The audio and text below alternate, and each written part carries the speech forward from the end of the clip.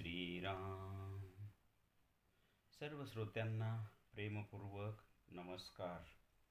श्रोते हो, आपण स्वामी विद्यानंद यांच्या भावार्थ रामायण संक्षिप्त या ग्रंथाच्या आधारे निर्माण झालेला मला भावलेले भावार्थ रामायण अर्थात आत्मपरायण हा ग्रंथ आपण पाहत आहोत. आज अयोध्याकांडातील अध्याय 12वा. भरताचे वनगमन, गुहकाशी संवाद. ओम श्रीराम. भरत आता श्रीराम भेटीस निघाले आहेत. सोबत शत्रुघ्न व सर्व राण्यांसह सुमंत व प्रजाजन आहेत. ही वार्ता गुहकास कळताच त्याला असे वाटते की राजसिंहासनाकरिता भरत श्रीरामावर चालून जात आहे. मग तो सैन्यासह युद्धास तयार होतो. तेव्हा भरत गुहकास प्रश्न विचारतो की युद्धाचे कारण काय. तेव्हा गुहक उत्तर देतो, श्रीराम माझा असे सद्गुरू, त्यास रक्षिणे धर्म आमुचा. हे ऐकून मग भरत रथातून खाली उडी मारतो व त्या गुहकास म्हणतो की मला मार, मीच पापी आहे. माझ्यामुळेच श्रीरामास वनवास प्राप्त झाला आहे. तेव्हा गुहकास भरत काय आहे व कसा आहे हे समजते व मग तो सर्वांना नदीच्या पैलतीरावर पोहोचवतो. आता आपण साधकाच्या दृष्टीने पाहू. इथे साधकाच्या जीवनात देखील अशा घटना घडतच असतात. साधक आपल्या अनेक गुरुबंधूंसह सद्गुरूंच्या अध्यात्म कार्यात निमग्न असतो, परंतु काही वेळा गैरसमजाने कार्यामध्ये किंवा काही आध्यात्मिक तत्त्वज्ञानावरून काही साधकांमध्ये चकमक उडून वाद निर्माण होतो. परंतु तिथे सद्गुरुकिमयेने गैरसमज दूर होऊन वादाचे रूपांतर पुन्हा सुसंवादात होते व सर्व साधकाच्या ठिकाणी आनंदी आनंद निर्माण होतो व ते सर्वजण एकमेकास पूरक होतात व गुरुभक्तीने, गुरुनिष्ठेने स्वतःला व समाजालाही तारक होतात व एकमेका सहाय्य करू अवघे धरू सुपंथ हा सिद्धांत सिद्ध करतात. आता आपण या अध्यायाचे सार थोडक्यात पाहू. इथे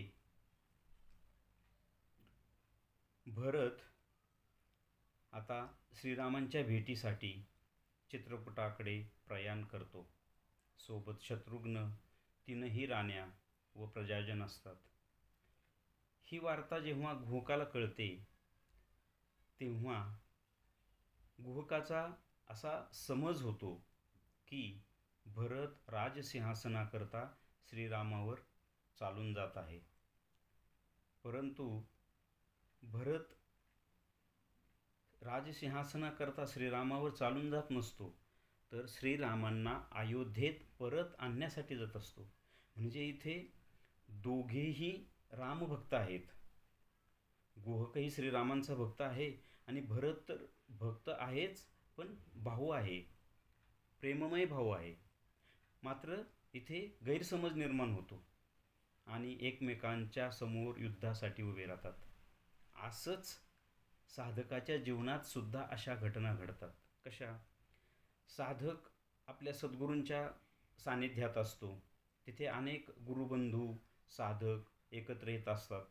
तिथे सद्गुरू सत्संग भरवत असतात व तिथे सद्गुरूंच्या अध्यात्म कार्यावरून, म्हणजे आश्रम असेल, आश्रमीय कार्य असतील, गुरूंच्या पुढील शिष्यांच्या बाबतीतल्या योजना असतील, सत्संग असतील, अशा आणि त्या सत्संगामध्ये जे अध्यात्म तत्त्वज्ञान सांगितलं जातं त्या तत्त्वज्ञानावरून सुद्धा साधकामध्ये मतभेद गैरसमज निर्माण होत असतात आणि त्यावरून त्यांच्यामध्ये चकमक पण उडू शकते, वाद होतात. मात्र तिथे अधिष्ठान श्री सद्गुरूंचं असतं, की इथे जसं कथेमध्ये अधिष्ठान हे श्रीराम आहेत, कारण भरत हा श्रीरामांचा भक्त, गुहक हा श्रीरामांचा भक्त. मात्र दोघात वाद निर्माणच होतो ना. तसंच साधकाच्या ठिकाणी सुद्धा त्याच्या गुरुबंधूंच्या बरोबर असा काही कार्यावरून म्हणा किंवा आध्यात्मिक गोष्टींच्यावरून म्हणा वाद निर्माण होतो. मात्र तिथं अधिष्ठान सद्गुरू असल्यामुळे सद्गुरू मग त्यांच्यात सुसंवाद निर्माण करतात. समजा कार्यावरून जर काही वाद निर्माण झालेला असेल तर सद्गुरू समजावून सांगतात, की दोघांनाही सांगतात की तूही सद्गुरूंचंच कार्य करतोय, दुसऱ्याला सांगतात तूही सद्गुरूंचंच कार्य करतोय.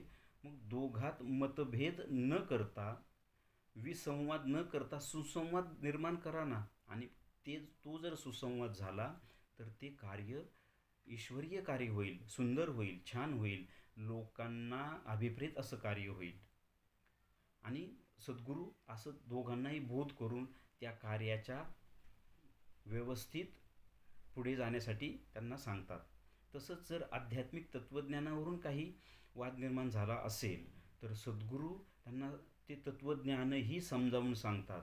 ज्यांची चूक असेल किंवा होतं असं की सद्गुरू तत्त्वज्ञान व्यवस्थित सांगत असतात, परंतु मी ते घेताना माझ्या मनाच्या प्राणाच्या स्तरावरून ते घेतो आणि मी तसाच समज करून घेतो. आणि जेव्हा चर्चा सुरू होते तेव्हा मग दोघांमध्ये वाद निर्माण होतो, की नाही सद्गुरूंनी असं सांगितले आणि तू असं सांगतोयस. तर ते दोघेही बरोबरच असतात, कारण त्यांचा जो बुद्धीचा मनाचा स्तर असतो त्या स्तरावरून त्यांनी ते स्वीकारलेलं असतं, त्यामुळे त्यामध्ये वाद निर्माण होतात. मात्र मग इथे सद्गुरू दोघांनाही बसवतात आणि ते तत्त्वज्ञान पुन्हा त्यांना व्यवस्थितपणे समजावून सांगतात. आता हे झालं बाह्यांगाने. साधकाच्या अंतरंगामध्ये सुद्धा विसंवाद निर्माण होतो. म्हणजे बघा, मन हे विचार करतं, प्राण भावना असतात. समजा सद्गुरूने एखादी गोष्ट सांगितली तर साधक जर त्या बुद्धीच्या मनाच्या स्तरावरून घेतलं आणि त्याला जर प्राणाने म्हणजे भावनेने विरोध केला, भावाने विरोध केला, तर साधकाच्या अंतरंगात युद्ध निर्माण होतं, संघर्ष निर्माण होतो, गैरसमज निर्माण होतो. मग नेमकं साधकाला प्रश्न पडतो, करायचं काय? म्हणजे मन किंवा बुद्धी सांगते ते करायचं, किंवा प्राण किंवा भावना सांगते ते करायचं. म्हणजे हृदय सांगते त्याप्रमाणे करावं की मन सांगते त्याप्रमाणे करावं. आणि हा वाद अंतरंगातला वाद असतो, तो बाहेरही नसतो. मात्र तिथे सद्गुरू हृदयात उपस्थित असतात आणि त्याच्या मन आणि हृदय याच्याही पलीकडे जाऊन तू जे तुला जाणवेल, जे समजेल त्यानुसार कर, हा सिद्धांत सद्गुरू त्याच्या अंतरंगामध्ये त्याला शिकवतात. आणि हे खरं सद्गुरूंचं खूप मोठं श्रेष्ठ कार्य आहे. आणि अशा गोष्टी साधकाच्या जीवनामध्ये अनेक वेळा घडत असतात. आणि मग जेव्हा हा विसंवाद संपतो, सुसंवाद होतो, तेव्हा ते साधक, ते जे शिष्य आहे ते एक होतात आणि तो सिद्धांत सिद्ध करतात. कुठला? एकमेका सहाय्य करू अवघे धरू सुपंथ. सुपंथ म्हणजे आध्यात्मिक पंथ. आणि एकमेका सहाय्य करू म्हणजे जर कार्यातून वाद निर्माण झाला असेल तर दोघंही समजून घेतात की हां, इथं माझं काहीतरी चुकतंय, तू बरोबर आहे, किंवा तुझं चुकतंय, मी बरोबर आहे. आणि दोघांचा सुसंवाद होतो आणि सद्गुरूचं कार्य पुढं नेलं जातं. किंवा तत्त्वज्ञान, हां नाही, आपल्या सद्गुरूंनी आपल्याला हे असं सांगितले आणि आपण हे समजून घेतलं पाहिजे, हे दोघंही समजून घेतात आणि ते तत्त्वज्ञानाला ते समजावून घेऊन मिळवून दुसऱ्यांनाही सांगायला सुरुवात करतात. हे बाह्य अंगाने. अंतरंगात मग मन आणि हृदय किंवा बुद्धी आणि भावना यांचा जे संघर्ष झालेला असतो, तिथे सद्गुरू अंतरंगामध्ये शिष्याचा असा एक विचार, अशी एक स्पंदन निर्माण करतो आणि त्या दोघांचाही समन्वय होऊन ते मन आणि प्राण किंवा मन आणि हृदयाच्याही पलीकडे जाऊन, मनातीत होऊन, हृदयातीत होऊन जे तत्व समोर येईल त्याला स्वीकारण्यात येतं, त्याला सुपंथ म्हणतात. आणि म्हणून एकमेका बाह्यांगाने शिष्य शिष्य, अंतरंगात मन प्राण किंवा मन हृदय, मन बुद्धी यांचा संयोग, त्याला एकमेकासहाय्य करतात ते, आणि पुढे जाऊन सुपंथाला लागतात, म्हणजे आध्यात्मिक रस्त्यावर अध्यात्माच्या उच्च स्तरावर ते जाऊन पोहोचतात. श्रीरामार्पणमस्तु. हरि ओम तत्सत. ब्रह्मार्पणमस्तु.